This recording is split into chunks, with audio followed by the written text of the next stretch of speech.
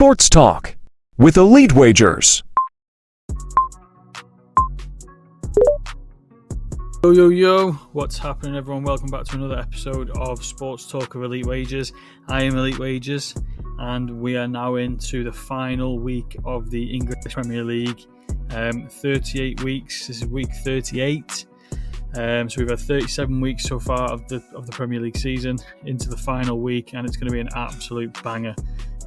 This weekend and this episode in particular is going to be mainly focused on that.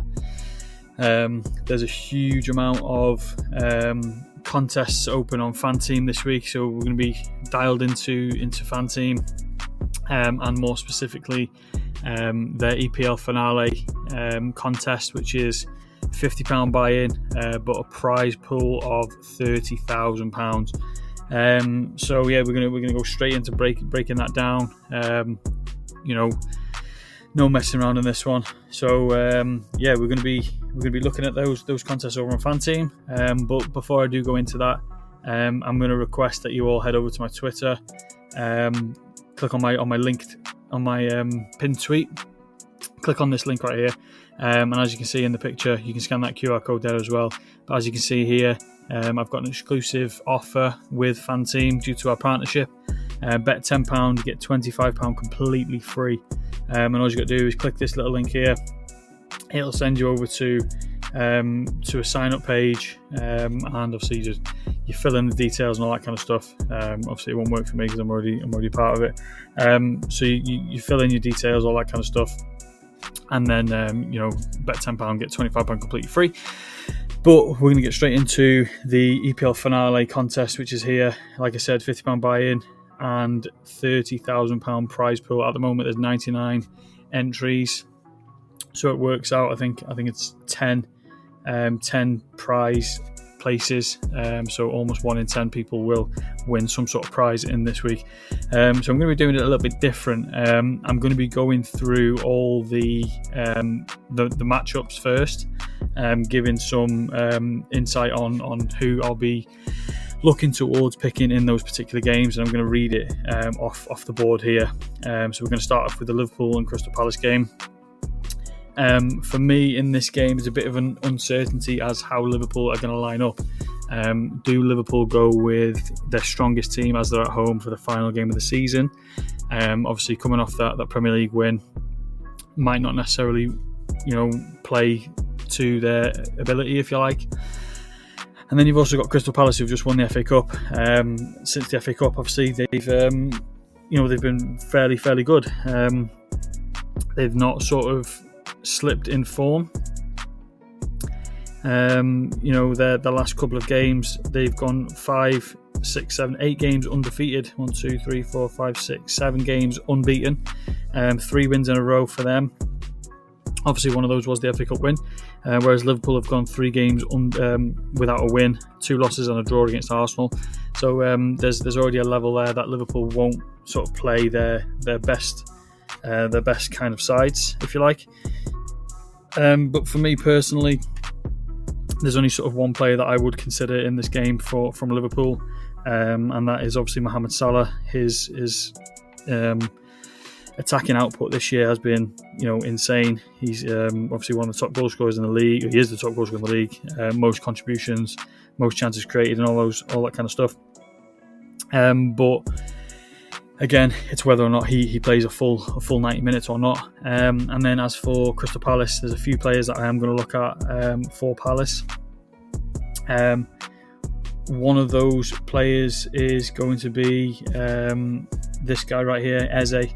As you can see, he's very, very reasonably priced. 6.2 million, one of the cheapest on the board this week, and obviously that's down to him playing against Liverpool, who are a very, very good side.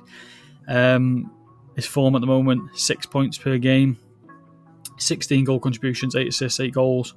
And as you can see here, his history in the last 4 games is absolutely incredible. He has managed to have a goal contribution in, I think it's about 6 games straight. 1, 2, 3, 4, 5, 6, 7 goals in 6 games he's got, which is obviously phenomenal for him. And then if you look a little bit further back, 1, 2, 3, 4, 5, 6, 7, 8, 9, 10 contributions in his last 10 games. So his form is right up there. He's going to be a very popular pick, especially if he does start. Obviously, lineups and things like that are ones to look at in this game week. Who's going to start and who's not. Obviously, not much to play for now for Palace, and same for Liverpool. But he is a very, very solid option, in my opinion, in terms of his recent form and his potential output as well. I think he can have a very, very good game against Liverpool as well.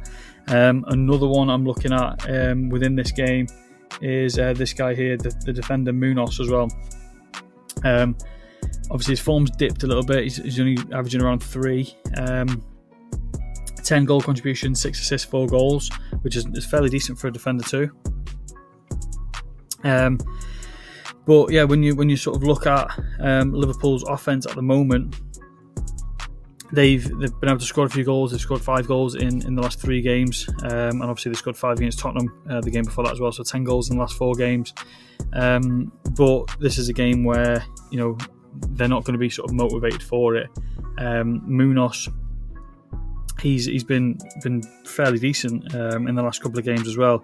He sort of gets forward a lot too, so he's more like an attacking midfielder at some points. He's got 2 assists in his last 3 games.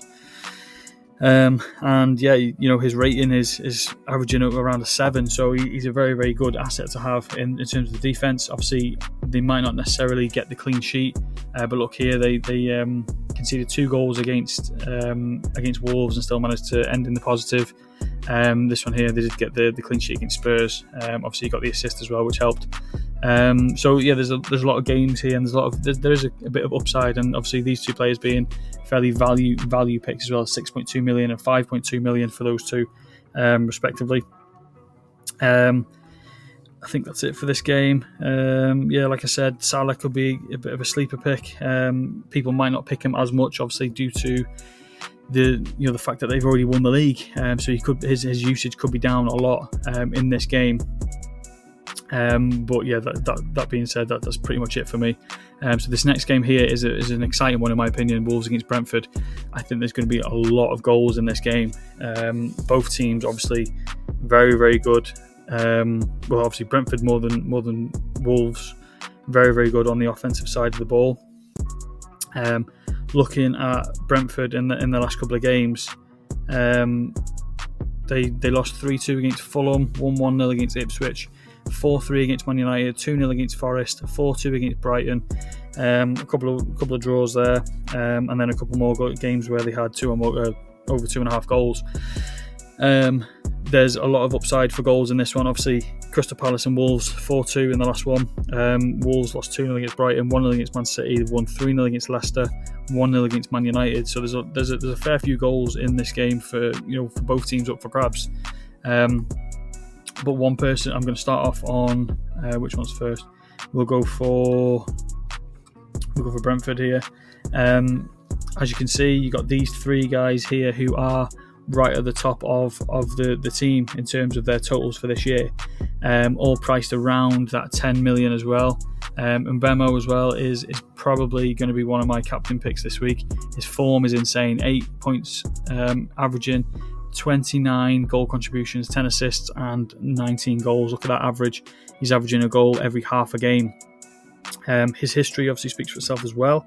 Last week had a very, very good game where he got a goal against Fulham. The game before that he had an assist against Ipswich. Nothing against Man United, but he still managed to get 6 points there. And obviously that was... he did get an assist against Man United. My other app says he didn't. So he got the assist against Man United. Obviously a few shots on target and things like that as well. Brighton here, 2 goals and an assist, which is obviously where he peaked. He got a 10 match rating in that game as well. But just looking at him in general, where is he on my list? Looking at him in general, he's got 8 contributions in his last 10 games. 68 chances created in the league for Mbemo. He's got 6 or more points in the last 4 games. In the 4 of the last 5 games, sorry. Let's have a look here. So yeah, 6 or more points in 4 of those 5 games. And if you look a little bit deeper, he's got another 7 and a 6 there. So he's got a lot of opportunities there. Averaging 1 shot per game as well. He did score in the last head-to-head game as well between these two. Brentford, interestingly, have scored 10 in the last 4 head-to-heads since the beginning of 2024. And then if you go and look at the table here, Brentford have scored 65 goals. There's only 5 teams that have scored. There's only 4 teams that have scored more goals than Brentford this season, and obviously they're down in 9th. Obviously you've got these ones here, and then you've got Brentford. So attacking wise, they are very, very good. So moving on to the other guy I'm going to be talking about, Wissa for your forward position, 10 million. He's similar position to Mbemo. 6 assists, 18 goals. His form is 7.3. He's got 24 goal contributions on the season, 7 contributions in the last 6 games.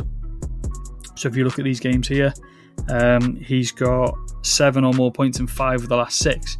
Obviously, take out this Ipswich game, was a bit of an anomalous result, obviously, with the -1 there for the yellow card. He's been consistently getting on the score sheet, or with the assists. 26 chances created as well for Wissa, and he averages 1 shot on target per game or 2. So attacking wise, these two are very, very good options for anyone in your team. And obviously we can't forget, we're going to call him Shad. I can't pronounce his name properly, but he's also been one of those guys that has been able to contribute to goals recently as well. 15 goal contributions there on the season. His form was a 6.8, and obviously, as you can see there, he's got those 3 games there where he scored 8+ in those 3 games. Obviously, take out the Fulham game here. He's got some good goal returns there, which obviously he's got 4 goals in those 3 games, and a man of the match performance as well. So there's 3 very good attacking options there for Brentford.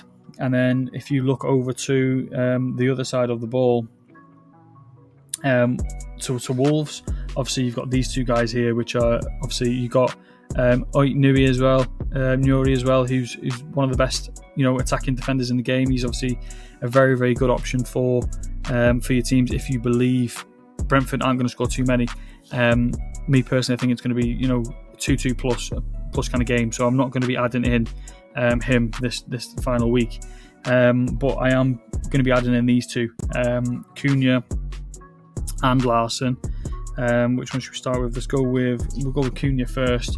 9.7 million. His form is dipped a little bit. 15 goals, 8 assists on the season.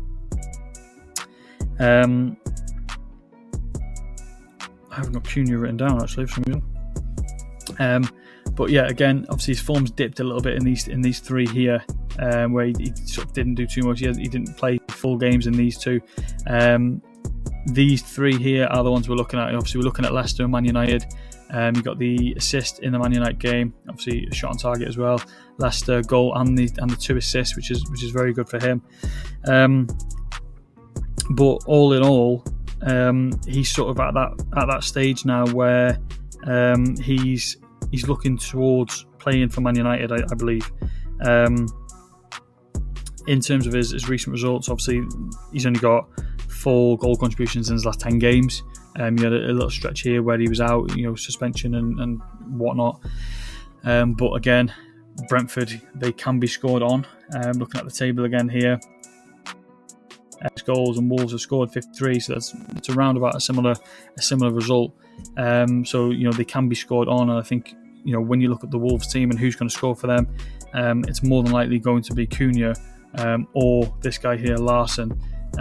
Larson's form is a little bit better. 14 goals, 3 assists. We got that good game against Palace last week with the goal and the assist there. Didn't play the full game, obviously. Cunha came on after him. But again, like I said, if it's not going to be Cunha, it's going to be Larson. 8 goal contributions in the last 10 games in the last 9 games actually for Larson, and obviously he's got a fairly decent return out of these results here.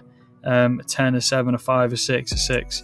and an 8. So with Brentford being able to concede, and obviously the two guys looking for Wolves most likely to score, it's going to be Cunha or Larson, and obviously, as I mentioned, Mbemo, Shad and Wissa for Brentford.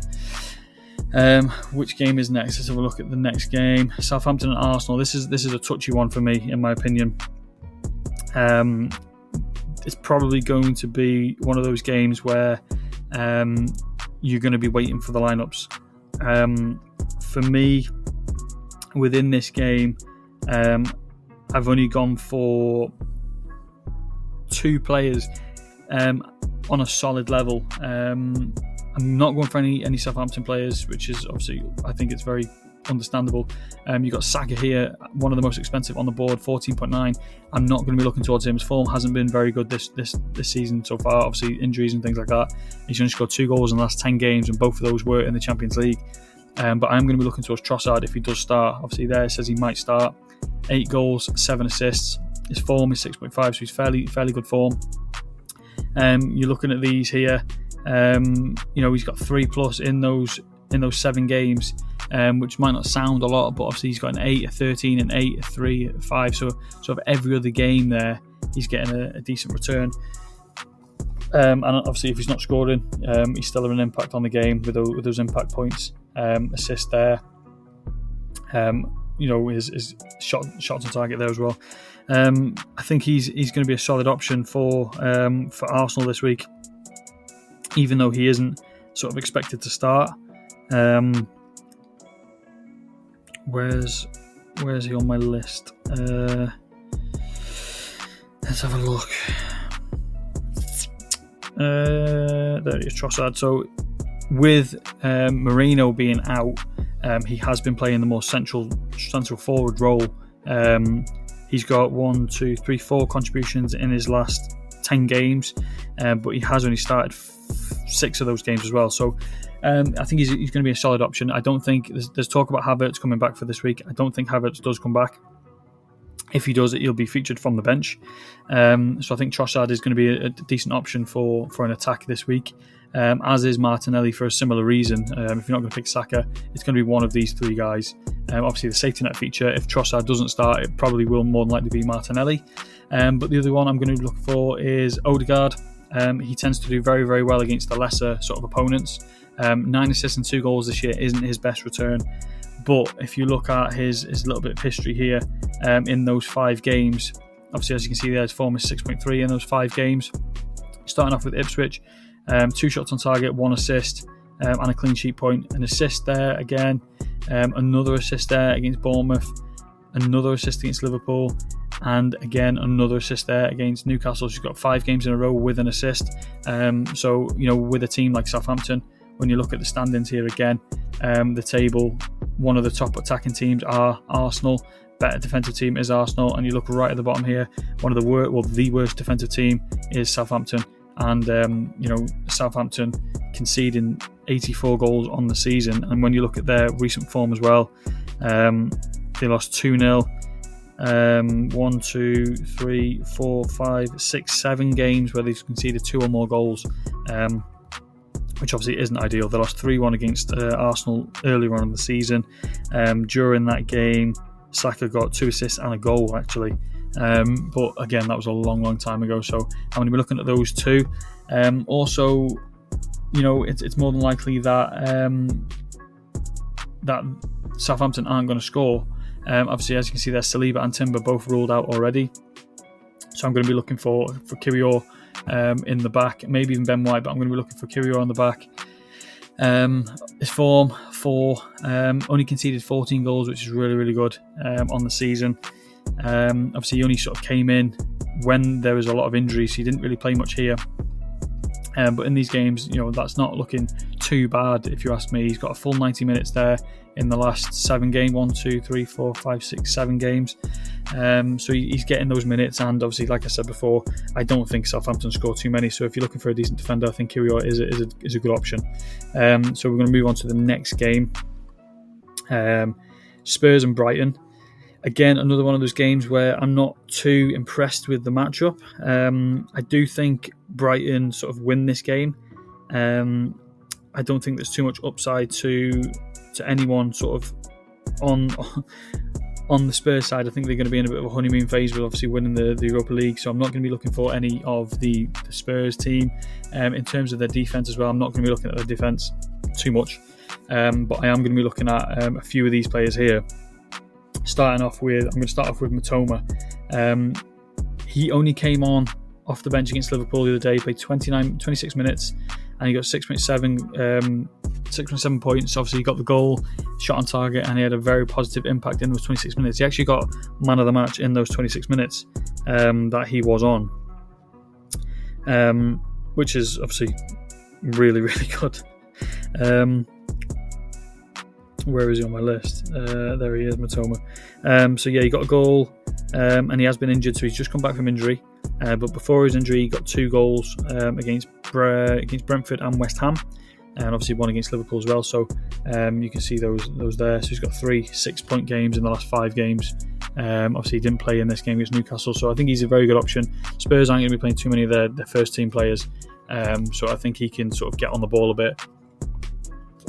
I think he can contribute to this game in a positive way, and if he contributes to this game in a positive way, it will help Danny Welbeck as well. So Danny Welbeck has been starting a lot, obviously due to Pedro being out. His form as well, around a 4.7, 16 goal contributions on the season. And obviously in the last couple of weeks, he's been able to bag an assist there, shot on target as well, obviously as you expect from a striker, and another goal here.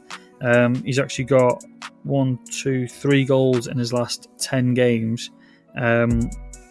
3 of those he didn't start in. So his returns they're not actually looking too bad. You've got a 6, a 7, a 3, a 4, a 3, a 7 here. So he's not looking too bad. He's getting solid minutes there, 90 minutes plus in those games. But again, like I said, I don't think Spurs are going to be defending too much in this game. And I think Brighton can sort of dominate this game a little bit. As they have been in the last couple of games. The 4 games unbeaten, won 3-2, drew 1-1, won 2-0 against Wolves, and then beat Liverpool 3-2 last time. They beat Tottenham 3-2 last time out, beginning of the season. In that game, Mitoma did get an assist, and Danny Welbeck did manage to find the back of the net as well. So I think those two are also very solid options for attacking midfield. This game here, Fulham and Man City, I think this one's going to be a little bit trickier to call than a lot of people think. Obviously, a lot of people are going to be thinking Man City are going to walk this. Obviously, they need to win for Champions League football. We look at the table here, currently 3rd. A draw should see them through. A draw will see them through to the Champions League. But obviously, you've got these 3 here with 66 points. And also Nottingham as well, but they won't catch them on goal difference. But you've got these 3 here with 66 points. So if Man City do lose, and sort of Newcastle, Chelsea and Aston Villa win, it could knock Man City down into 6th place, which obviously isn't ideal. So a win will be on their minds. Fulham in 10th down here, not playing for too much, but they are still a very tricky team. In the last sort of 10 games, they've only got 4 wins, but they've managed to keep games fairly close. Obviously losing 2-1 against Arsenal, 1-0 against Bournemouth, 2-1 against Chelsea, 1-0 against Villa. So they've managed to keep those top teams very close to them. And obviously Man City haven't been the best this season, even though they are in a bit of a good patch. We're only losing 1 in the last 10 games, and that was against Palace. In terms of players, there's only, let's have a look. There's only 1 actually I'm looking at in this game. I was looking to actually there's 2. I tell a lie. So I was looking towards. Let's start with Fulham. I was looking towards Jimenez. Obviously, Man City have been known to concede a few goals this season. Looking at it here, conceded 44. Fulham have scored 54. His form is around the 15 goal contributions on the season. The past couple of games here, he's been able to score. He got a goal here, and he got another goal against Everton as well. It's going to be hard. It's going to be a tough ask for him to bag a goal against Man City, especially when they need a win. But I think as an outsider bet, and obviously he's fairly cheap as well, 7 million. If you want to be able to keep it, if you want him as a value pick, I think he's a very, very solid value pick in this week's contest. But with that being said, I was looking on the other side there's a lot of goalkeepers this week that could be included into some teams. As we all know, the Premier League in the final game week isn't sort of known for a lot of clean sheets. But one guy who has been able to keep some clean sheets is Ederson. When you look at Ederson, let's have a look at his stats here. When you look at Ederson here, his forms are 5. But you've got this. Where is he? You've got a nice little stretch of games where he hasn't conceded. So Ederson has got 6 clean sheets in the last 10 games for Man City. City have kept 6 clean sheets in the last 10 games, and he's got 4 in the last 5 starts. 1, 2, 3, 4, 5 here. Minus that one. So he's got 5 clean sheets. 4 clean sheets in the last 5 games for Ederson, and he's actually only conceded 5 goals in total in his last 10 games. As for Fulham, they've scored 13 in the last 10 games, but they have had 3 games where they didn't score any in the last 10. Ederson also 4 clean sheets in 4 straight away games. And as I said, recent points there fairly decent: a 6, a 7, a 4, a 6, a 6. A good matchup for Ederson. Obviously, they need the win. A clean sheet would be helpful. So if you do want a decent keeper, obviously Ederson has been prolifically known for being a decent keeper, and obviously he's in a decent bit of form as well, where he can keep some clean sheets. So he's a good option for your keeper. He's fairly priced as well, 9.9 million, just under the average amount, which is around 11. A lot of people, I think, are going to be picking Haaland this week, but I'm going to be going for Marmoush. I think he's the better option of the two. When you look at obviously his goal of the day, goal of the season standard, but in terms of his performances, obviously 8 goals, 8 goal contributions. He's got 4 in the last 8 games started. He's got 4 goals. As you can see, his form's dipped a little bit with Haaland coming back. When you're looking around here, a 9, an 8, a 4, a 7, that's a good little stretch here. Obviously a 3 and a 3 there, not too bad, and you got that 6 there. Solid minutes throughout this little period here. I think Fulham can be exploited, and obviously I think a lot of people are going to be on Haaland this week, so I think another option of going for one of their attackers is going to be Marmoush. Whether or not he sort of gets a lot of the ball with Haaland being that main striker that'll remain to be seen. But I think out of the two, I think I'm looking more towards Marmoush over Haaland, especially with the usage of everyone in this game week. The next game I'm going to be looking for is this one here, Nottingham Forest and Chelsea. A very, very tough matchup actually. Both teams needing the win.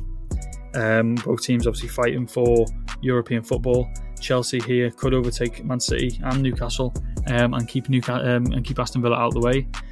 With a win, obviously Nottingham need a win to try and get into this area here, hopefully sneak into the Champions League places for them. But for me, there's not many options that I'm liking too much in terms of both sides of the ball. One person and one person only that I am looking at.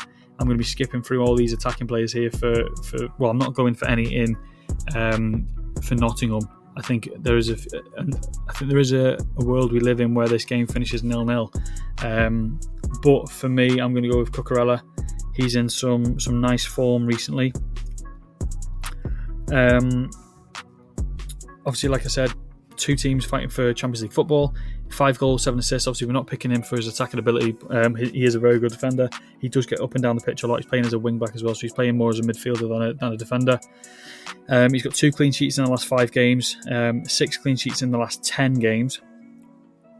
A couple of 12-pointer there's and another one there. Obviously, with his goals, 2 goals in the last 10, which would have been in this Leicester game here. And in the Man City game there, he did get one against Southampton as well, I believe. Yes, he did. He got one against Southampton as well. So he's going to be high on confidence. He's getting 90 minutes plus in the majority of these games. That one, he came off the bench. Yeah, so I don't think there's much more to talk about in this Chelsea and Forest game. I think Cucurella is their best option in defence and on attack as well. He's very good in the wide areas. So I'm going to move on to this Bournemouth and Leicester game. As you can see here, when you click on all, there's a few. Well, there's two of the most expensive players in the slate are for Bournemouth, which is a little bit dodgy. Another one there, even though he's injured. I don't quite understand it. Obviously, a lot of people are expecting Bournemouth and Leicester to be dominated by Bournemouth, but I'm not going to lie. Within my teams, I don't have any Bournemouth players and I don't have any Leicester players. So I'm actually going to quickly move on from this game. I don't have any sort of lean in that game. I think Leicester are very inconsistent. I think Bournemouth are fairly inconsistent as well. When you look at the table here, 2 back-to-back losses, only 1 win in the last 10. Obviously, you got Leicester down here, 2 wins in the last 3. So it's very, very inconsistent for both teams. So I'm going to move on from that game and go to this game, Newcastle and Everton. I do have sort of a hot pick in this one. We shall start off with. Shall we go with? Let's go with Newcastle first. And basically, I'm going for. I'm going to skip these players here, which are obviously very good options. Their form has dipped a little bit, but they've been, especially Jacob Murphy, one of the best players in the Premier League in terms of assists. Looking at his assists here, 13 assists, 8 goals, which is a good return. But I'm going to be going straight down here to Shah. I think there's a good, solid option for a double stack here in this game. 40 goals conceded, 6 goal contributions. His form is a 4.7. Out of the defenders for Newcastle, I think he's one of the best options. You look at his points return here. He's got 2+ in all of these games here. He includes a 5, a 6, a 4, a 12, and a 9 in those games. Shot on target here, which is not what we're going for. A clean sheet against Chelsea, which is a very, very good one. Mainly, I'm going to be looking towards Shah and Nick Pope. I'll talk about Nick Pope in a second. But again, 46 goals conceded, which is one of the lowest in the Premier League. And then you look at Everton, only 41 goals scored, which is one of the lowest in the league. Actually puts them down here somewhere. So there's a huge mismatch in terms of the Newcastle defence and the Everton offence. Everton haven't been able to score too many goals in recent weeks. Let me just pull up Everton in the last couple of games. Everton 2 wins in the last 5, where Newcastle have lost 2 in the last 5 as well. But for Everton, a 2-0 win against Southampton, a 3-1 win against Fulham, and then they drew 2-2 against Ipswich, lost 1-0 against Chelsea, and lost 2-0 against Man City. So the top teams they're struggling against, and the bottom teams are sort of taking advantage of.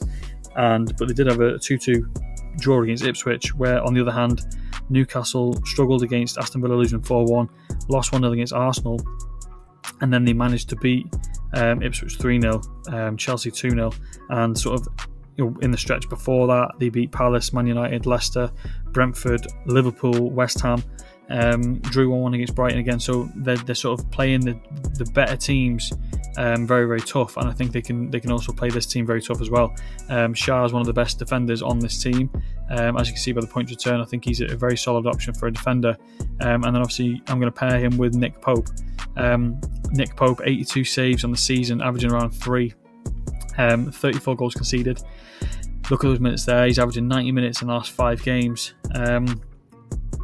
Good points return in these games as well, even though they haven't been able to sort of win every game. 1-1 draw there, 4-1 loss here. Still managed to get positive 2 with the saves. So if we run down the saves a little bit, 3 saves, 3 saves again. Brighton, 1 save. Ipswich, 1 save. Aston Villa, there's a few in this one, 6 saves. So he's getting the saves. And he's getting the points, so I think there's a very good stack option for Nick Pope and for one of the defenders. You could go for both centre backs, Shah and Dan Burn, or you could actually go for the two fullbacks in Trippier or Livramento. Looking at their returns on the season, it hasn't been as high as Shah or even Dan Burn. So I think there's a good option for a double stack in this game. I don't think Everton are going to score too many within this game, but I think they can sort of keep a clean sheet. But on the other side of the ball, I'm also looking towards the shot stopper for Everton. I'm a very, very big fan of Jordan Pickford. I think he's a very good goalkeeper, obviously playing for England as well. He's a very solid keeper. He had a clean sheet in the last game against Southampton. 113 saves on the season, averaging 3 per game. If I'm correct, that puts him as the second most saves on the season, which is obviously insane. That's a good return for Jordan Pickford. Obviously, they allow him to get peppered quite a lot. If he doesn't get a clean sheet, as you can see here, he still does, get points. Lost 1-0 here against Chelsea, but he got 6 saves. Again here, 2 saves, a clean sheet. Fulham conceded a goal, 5 saves. Ipswich again, another 3 saves here, even though he conceded 2. So he's getting on the ball, he's getting behind the ball.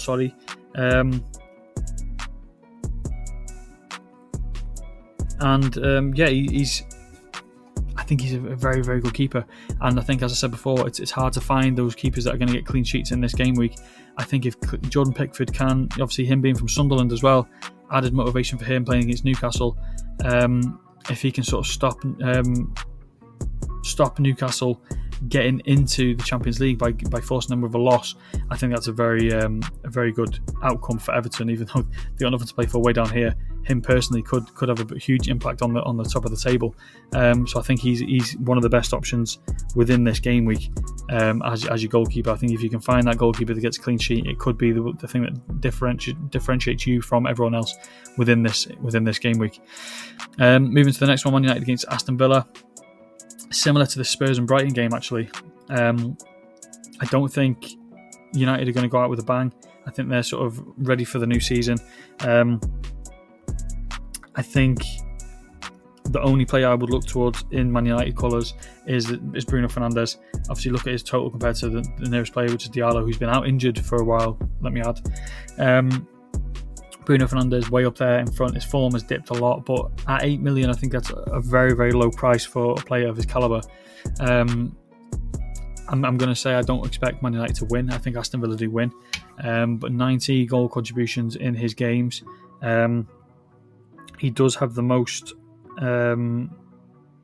He has the most goal chances created. 88 chances created in 36 starts for Man United this year.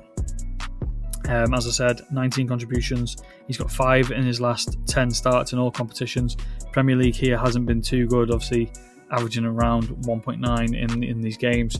But they have been focused on the Europa League as well, and obviously now they're out. This is the final game of the season at Old Trafford. Bruno has been linked with a move away from Man United as well, so that could be an added factor.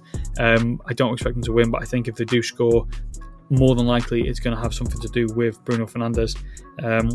His goals and assists, obviously he's averaging around a goal and assist every other game in effect. So if they do score, it's going to be down to this guy. And then someone I recently added in actually to my lineup. I've got a few Aston Villa players in my lineups. I'm going to start off with this guy here, Ollie Watkins. I think he is a solid option for your attackers.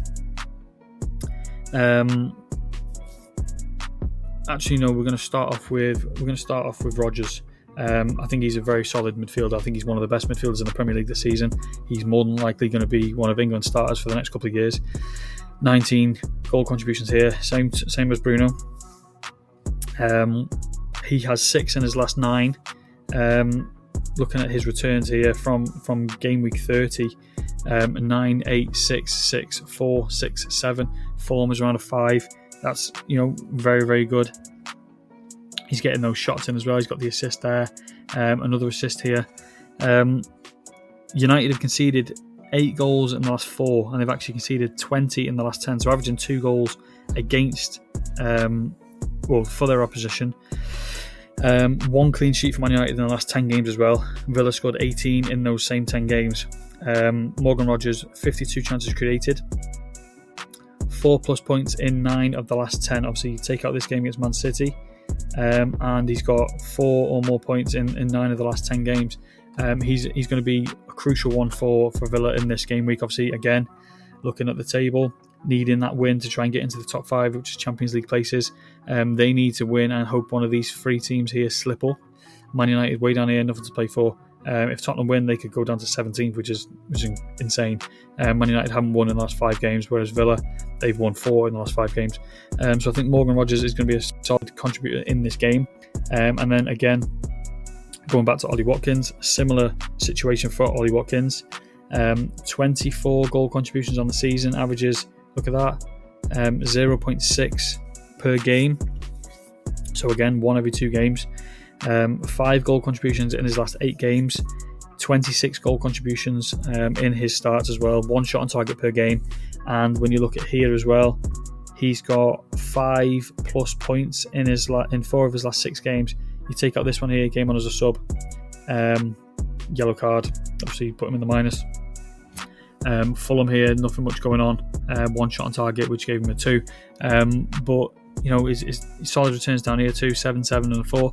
Fulham's on a 5. He's going to be on the prowl for some goals. And I think, again, Aston Villa win this game. It's going to be one of these two players here that scores goals. I do like Asensio as well, but he hasn't sort of played too much recently. Let's have a look at his time played. So he's only got 2 90 minutes there. His form isn't the best either, so I'm going to be looking towards Morgan Rogers as the midfield option instead of himself. Moving down the list, let's see who comes up first. Martinez. I don't believe Man United do score. Like I said before, I think if they do score, it's going to be because of Bruno. Martinez's last game, possibly for Aston Villa, he looked like he was saying goodbye in the last game. 95 saves on the season, averaging 2.6. Form is a 5.6. You look here, they've got 3 clean sheets in a row, so he's got some solid points there. Even when they did concede, still getting some nice points here. Another clean sheet against Southampton. So in these games here, he's getting a lot of good returns. I don't believe Man United score. Looking at the table, Aston Villa conceded 49, which is fairly low. Man United only scored 42, so there's a bit of a mismatch there. I think he keeps a clean sheet, and I think Martinez goes out with a bang, and I think he can add another sort of 6 points to their total in this game week. And I'm considering pairing him with Matty Cash, who again is one of those solid players at the back. Conceded 20 all season, only got 1 goal and assist this year as well, which isn't sort of where I expected a little bit more from him. 3 clean sheets in a row, like I said, 6 in the last 10 games clean sheet wise. United have actually fired a blank in 5 of the last 8 games. They scored 5 goals in those 8 games, and 3 were against Brentford. So, you know, again, not scoring. So there's going to be a good solid option there for a clean sheet. Conceded only 6 in the last 10 games. So moving down here, conceded 6 in the last 10 games. And I think they conceded a few goals against, there's a few goals against Palace, Chelsea, a couple against Liverpool. So, you know, against some top teams. Obviously, United aren't one of those top teams this year. 3 straight home games in the Prem for Man United without a goal. 4 clean sheets in the last 5 away games for Aston Villa in the Premier League. Obviously, a nice return out of these, despite these two pointers here, 5, 6, 6, and a 6 again. Another 6 there as well. You know, nothing to play for Man United, and I just believe that these 2 fullbacks for Villa and the keeper are very, very solid options, and that leads me onto the final pick in this game. Where is he? Maatsen here, 8.9 million. He's listed as a might start. I believe he does start. I don't think Luca Digne does start. Only conceded 14 goals, 2 assists, 1 goal on the season. He's an attacking fullback. He's another one of those players that likes to attack. You look at these games here against Forest, assist, clean sheet against Southampton, a goal against Newcastle, Fulham, another clean sheet, Bournemouth, obviously nothing going on there, he only played 2 minutes, and then Spurs, another clean sheet. But he's getting the ball and he's moving the ball forward. I think there's going to be a huge wide threat from Villa in this game. Looking at the way Tottenham sort of played the other day, they didn't really do too much with the ball. Villa have been very, very good on the ball, especially with their fullbacks in Matty Cash, Maatsen, and Luca Digne when he has played as well. So I think these two players are a very good pairing with Martinez in goal. Moving down to the final game of the game week, Ipswich against West Ham. I think this one's going to be fairly obvious on who is being selected within this game. I haven't missed anyone, have I? No, I haven't. Have I missed anyone? No, I've mentioned everyone that I need to mention. Except for the final guy on my team. It's going to be a fairly obvious one, I think, who I'm going for in this game. I'm obviously not going for any Ipswich players. I'm going to go straight down to West Ham, and I think this guy is going to be the most picked in this game week. 200 total points, and Mr. Consistent Jared Bowen. He is an option for one of my captain slots. 11 assists, 12 goals on the season. He's just been super, super consistent. Great recent form. Here, 8.2 in his recent games. 7 goal contributions in his last 7 games. He's got 5 straight weeks here over 7 points. He has another 8 point here, another 6 point there, 7 and 8 there. He's been really, really good. 49 chances created on the season, 1 shot on target, averaging per game. Obviously playing relegation bound Ipswich. So we look at the bottom of the table; they are near the bottom themselves. Only 1 win in the last 5, but Ipswich 1 draw in the last 5 games. Other 4 losses there. Conceded 79 goals. West Ham scored 43, so not a good sort of return on them in terms of their attacking ability. But Ipswich have conceded 22 goals in the last 10 games. They've conceded multiple goals in 7 of those last 10. Jared Bowen got a goal and an assist in his last head-to-head against Ipswich as well earlier on in the season, and he's just consistent. Starting off with the Southampton game, goal, clean sheet, solid impact, assist. Impact was minus for some reason. Must have got a yellow card there. Another goal here, shot on target, goal, clean sheet, goal scored there. So he's just Mr. Consistent. He's scoring a lot of goals, but with him playing against Ipswich, it's going to be looking like he's going to be one of the most selected players within this total game week. But again, he is one of my captain options. Another captain option I have written down is Wissa as well. I think Wissa is one of those players that can do a lot of damage in this game, as is Mbemo, who's another captain option for myself. Let me just have a look at my my drafts at the moment. So I've gone for Jared Bowen in one of those games. The next one I've gone for Odegaard. Actually, I went for Odegaard in one of these games. Obviously, he's getting a lot of assists recently as well, so he can contribute in goals and in assists. Against Southampton, he should be able to bag a few assists within this game. And then that, my final one would be Wissa, which could easily be selected, swapped to Mbemo, and I do like Danny Welbeck as well. I think Danny Welbeck is a solid option. But in terms of value players, as I said, I think Jordan Pickford is very good. I think he's a very solid option in defence. Who else have we got for a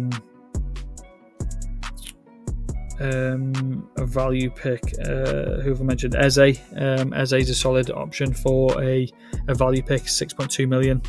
I think he can sort of cause a bit of an upset against Liverpool. Daniel Munoz as well for Palace is another good option for a value pick. Who else? I think that's around. I think everyone else is around sort of the averages in terms of their price. Matty Cash, Cucurella just under, or the 9 and 8.9. So they're in and around the averages. But I think obviously it's a lot of personal preference for this fantasy game week. So hopefully I've mentioned some players that you wouldn't normally look at in terms of when you come to select your teams. So yeah, hopefully I can shed some light and help include some of these players that you wouldn't normally look at to try and separate yourself from the rest. Obviously, as you can see, 103 entries now, so it's gone up 4 by the time I've mentioned this podcast. So there's more and more people playing. Obviously, like I said, Jared Bowen's going to be a hot pick, but sort of Eze could be on the lower end. I think Salah could be on the lower end as well. Odegaard might be on the lower end. So there's a lot of players that I've mentioned that could make it into your team. So good luck to everyone playing this contest this week. £50 entry, 30,000 prize pool, 103 entries so far. Again, as I mentioned before, head over to my Twitter/X page. Go to the top of my page, which I'll show you now when it loads, and click on my pinned tweet, which is here. My pinned tweet here. Click this link. You'll get this offer: bet £10, get £25 completely free, and that help you go to my betting selections, which I will talk about. I'll talk about now. Football. So, as mentioned, if you use that link, you bet the £10, you get £25 completely free. You can tail my bet suggestions for this week.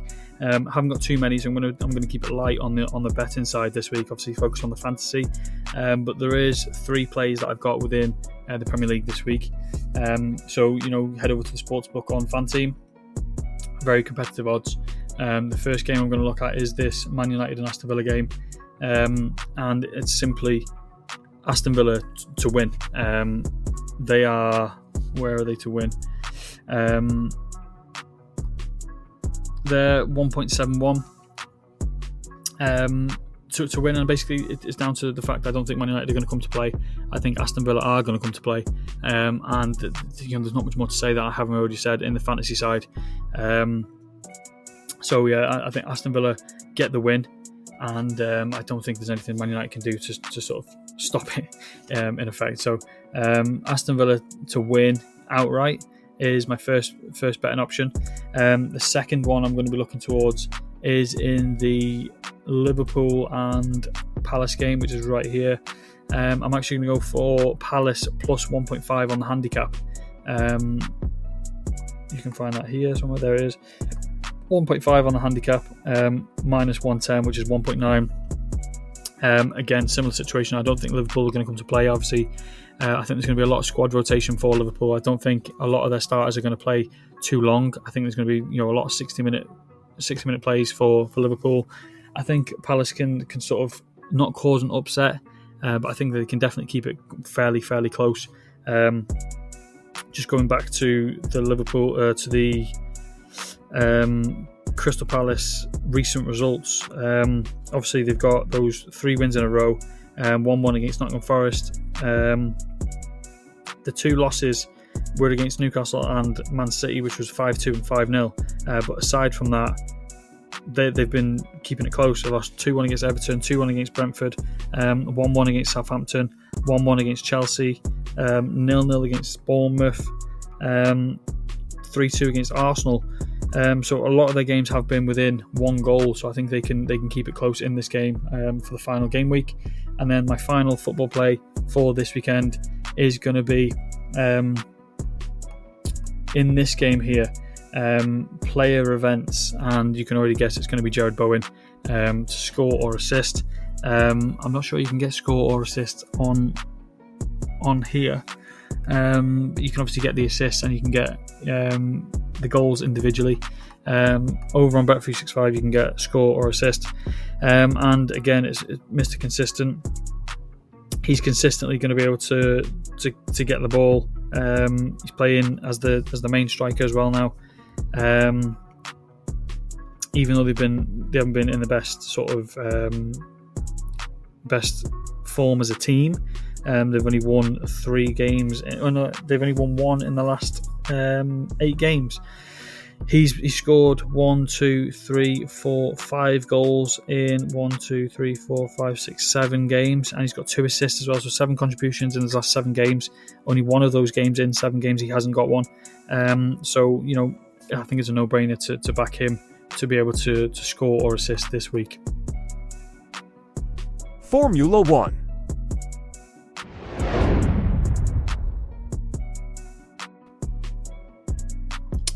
Yeah, so finally, one of my favourite sports outside of football is going to be the Formula 1. Again, you can get nice odds on Fanteam. I don't think they have it available quite yet. Obviously, it's just been free practice 1 and 2. So it is normally on here. But for the purpose of this, we're going to go over to Bet365. Actually, no, we're not. We're going to go to Coral. Coral have a lot of good odds on in terms of fantasy as well. So you want to go over to... can I show you here? Let's see if I can get on without logging in. The first one, we're in Monaco this week. Monaco is a very sort of track. There's no overtaking opportunities at all. It's a very slow corner race. There's a lot of high speed and low speed corners, more low speed corners. There's none here as well. Is there here? Like I said, there you go. It has just been free practice 2, so odds and stuff won't be fully up yet. In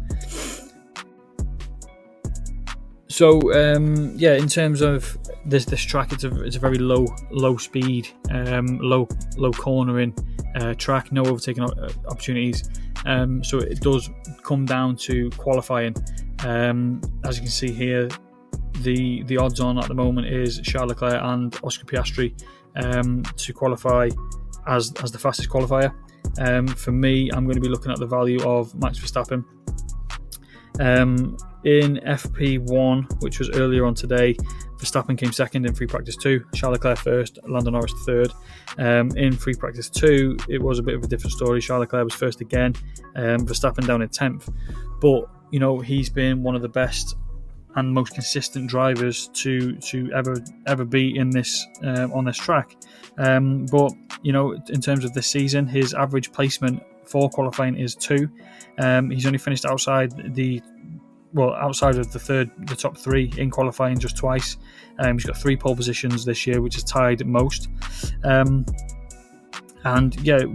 When you look at sort of the past winners and things like that of this race, more than likely it's been the driver from pole.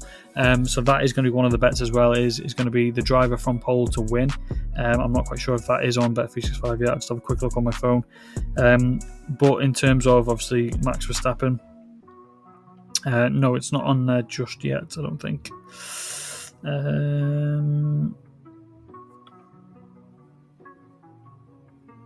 No, it's not on there just yet. But it will be there. And I'm going to go 1 unit on the driver from pole to win this race. But again, I'm going to go for Max Verstappen. He's to finish in the top 3 in qualifying. He's obviously one of the most consistent drivers on the grid, especially in Monaco. I think he's won 3 of the last 4 races in Monaco, something like that. And he's consistently finished inside the top 3 as well within that race. And obviously, that's due to his qualifying times, and obviously the qualifier more than likely does win this race. So pretty simple one in this bet selection is going to be Max Verstappen to finish in the top 3 in qualifying, and the driver from pole to win the race. And then another one I'm going to look for is a red flag in the Grand Prix. So the actual race on Sunday, a red flag. I'm not quite sure on stats in terms of past stats for a red flag, but there was 3 in the first 2 practice sessions today, 1 in FP1 and 2 in FP2. Like I said, it's a very low speed cornering track. There's not many overtaking opportunities. There isn't really any. But with a lot of the cars being in close proximity, it's more than likely that 1 or 2 maybe touch, maybe even hit a wall. You've got to get really, really close to the walls in this track. It's one of those tracks where if you're an inch out, you can crash and cause a red flag. So I'm going to go for a red flag to be in this race too, and that actually sets me up for a nice little finish in this podcast episode. And obviously, with me showing you how I sort of go about picking my teams in fantasy and things like that, I hope I was able to shed some light on some players that you wouldn't normally look at.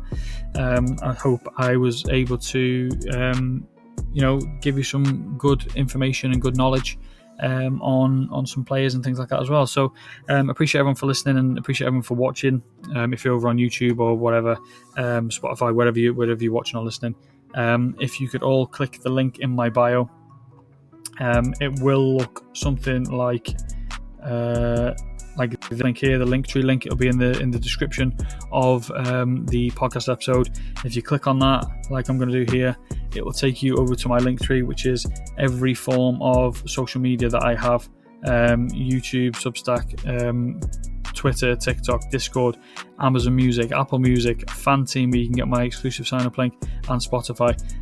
If you can go over to all those, click like, drop me a follow, subscribe, share. The more everyone interacts with these, shares, likes and things like that, comments, the further this will it'll get, basically, and then the more people I can help win money. So I appreciate everyone for listening. Good luck to everyone who's playing the final fantasy contest over on Fanteam this week. What we're going to do with that football, we'll figure that out next week. So appreciate everyone for listening, and I'll catch you later.